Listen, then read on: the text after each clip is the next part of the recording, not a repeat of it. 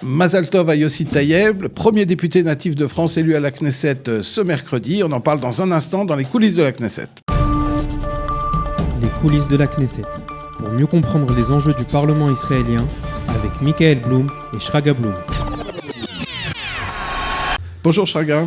Bonjour Michael. Alors comme vous l'annonciez, un grand jour à la Knesset, en tout cas dans notre nombrilisme francophone. Voilà, Yossi Taïeb, député de Chasse, né en France, c'est le premier. C'est la première fois qu'un député né en France prête serment à la Knesset. Et on va voir déjà sa prestation de serment dans un instant. חבר הכנסת טייב, אקרא בפניך את הצהרת האמונים של חבר הכנסת, ולאחר מכן אתה תשיב מתחייב אני. וזה נוסח ההצהרה. אני מתחייב לשמור אמונים למדינת ישראל ולמלא באמונה את שליחותי בכנסת. מתחייב אני בעזרת השם. Donc, c'est le 9e Olé de France. C'est-à-dire qu'en fait, 8 personnes ont fait leur alia à partir de la France, mais aucun n'était français. On se rappelle de Flato Sharon, qui était d'origine polonaise, qui a vécu en France et qui a fait son alia de France.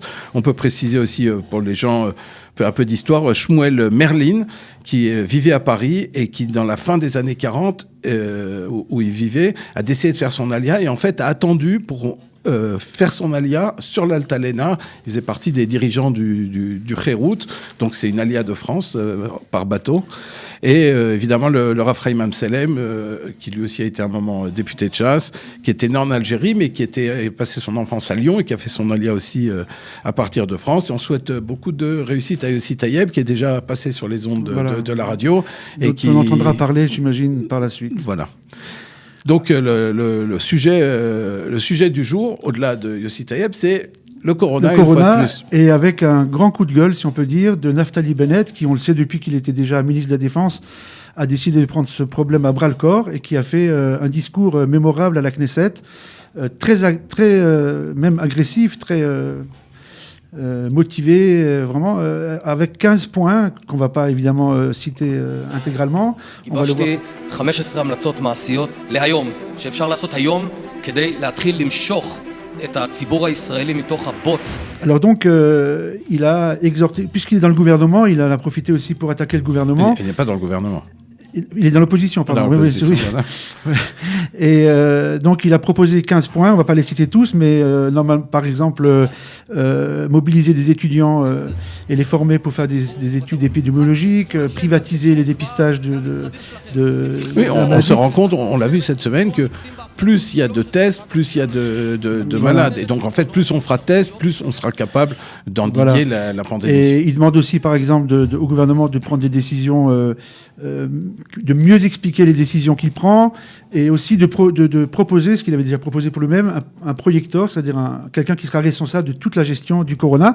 Et alors, ce qui est intéressant aussi, c'est sa décision de former un cabinet, comme en Angleterre, un shadow cabinet, c'est-à-dire un cabinet corona civil parallèle au gouvernement, avec des personnalités de tous bords, dans le domaine scientifique, médical, des urgences, militaires, enfin pour faire des propositions concrètes. En tout cas, Naftali Bennett, on peut dire qu'il est vraiment engagé avec son énergie dans la lutte contre le corona. Et voilà. Voilà pour cette question-là. Et donc, il y a un autre événement qui s'est passé aussi cette semaine à la Knesset, c'est une espèce d'altercation entre... Alors ça aussi, c'est un sujet qui revient souvent. C'est évidemment l'affaire Netanyahou. Et donc ça déborde souvent dans les commissions parlementaires, le sujet à la fois de l'affaire Netanyahou, l'implication du conseil juridique du gouvernement, qui est donc aussi procureur de l'État, Avichai Mandelblit.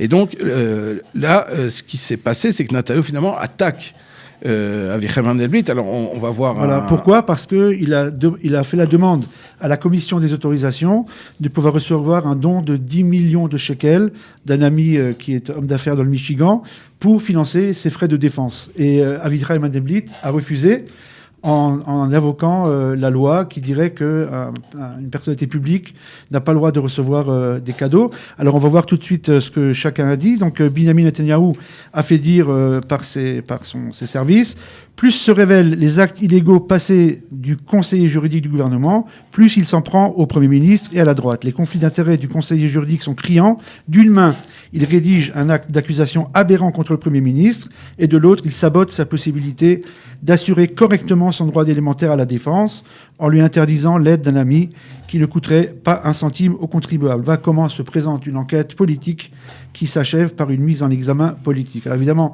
il y a eu des réactions, notamment celle du chef de l'opposition, Yair Lapid. Voilà, Yair Lapid, qui pour lui dit, voilà, ce que fait Netanyahu, c'est une tentative de putsch qui tente de transformer Israël d'une démocratie en dictature en jetant le conseil juridique du gouvernement en pâture, aux menaces et à l'incitation. Ceux qui continuent à siéger dans son gouvernement après ces dernières déclarations ne pourront pas dire plus tard « nous ne savions pas ». Voilà, donc là, Yair Lapid, en fait, attaque plus ses anciens partenaires de bleu-blanc que Binyamin Netanyahou lui-même.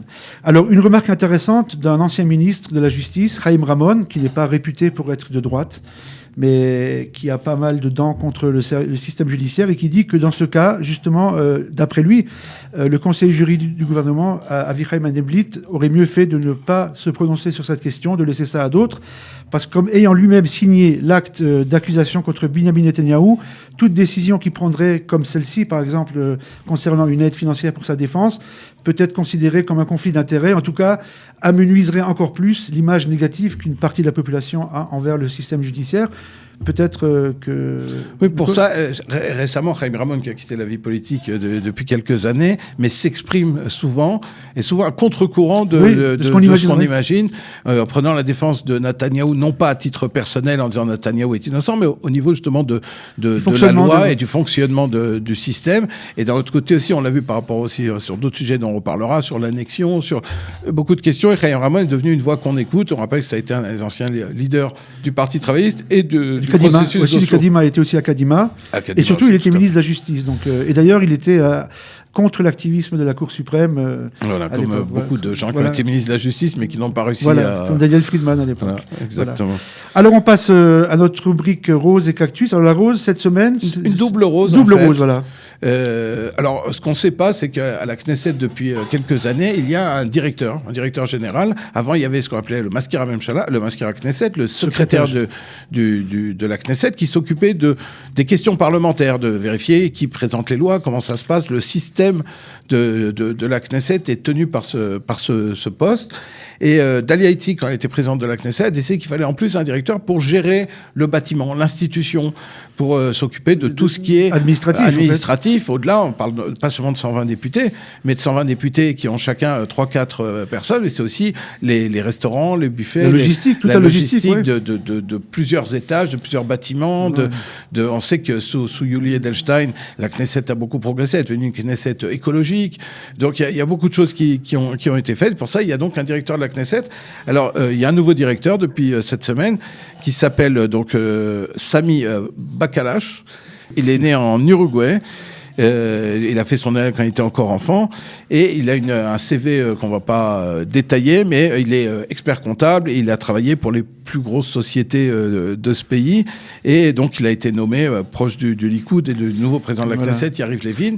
Il a été nommé donc, comme nouveau directeur de la Knesset. Voilà. En plus, comme il vient d'Uruguay, en tant qu'Olé, voilà, ça tombe bien. Ça tombe bien. Et il remplace donc un ancien Olé aussi. Et je trouvais ça intéressant que soit à ce poste important et central, pivot dans l'histoire du Parlement israélien, que c'est aussi un Olé, lui, Albert Sacharovitch, qui quitte la Knesset après avoir été son directeur pendant 4 ans, qui lui était Olé de l'ex-URSS et qui était un proche de Yuli Edelstein, qui l'a suivi quasiment dans toute sa carrière.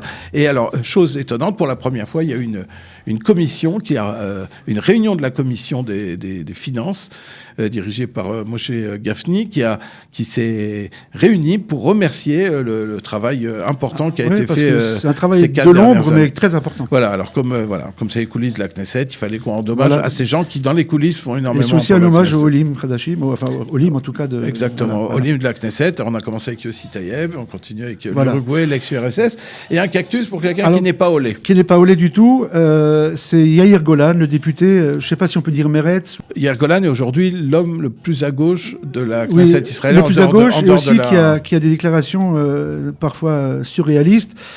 par le passé, comme on l'a vu, en comparant Israël à l'Allemagne des années 30. Oui, on rappelle qu'il était chef d'état-major adjoint.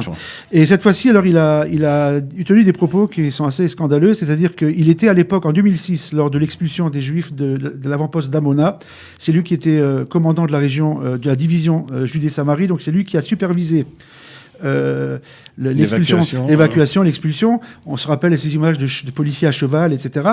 Et dans les manifestants, il y avait l'ancien député, le professeur Arieh Eldad, à l'époque Ihoud Leumi, qui a quitté la vie politique, qui avait été blessé, qui s'était même évanoui, hospitalisé.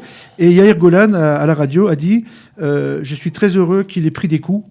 C'est sans doute qu'il le méritait. » Je trouve que c'est indécent de la part d'un député. Oui, alors, après, évidemment, une fois que le mal était fait, il s'en est excusé, mais il a dit « Je reste tout de même fier de ce que j'ai fait en évacuant Amona. » En tout cas, voilà. Alors moi, comme journaliste, j'ai couvert cette évacuation d'une violence extrême de la part de la police.